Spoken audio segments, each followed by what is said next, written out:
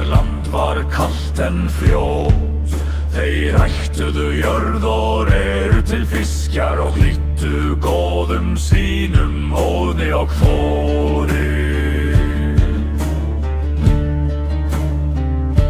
Óðni og Þóri.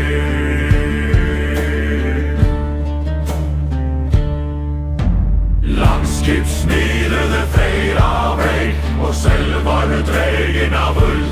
Enginn vissi þá hve langt slíkt skip mundu fara, nefnir margir menn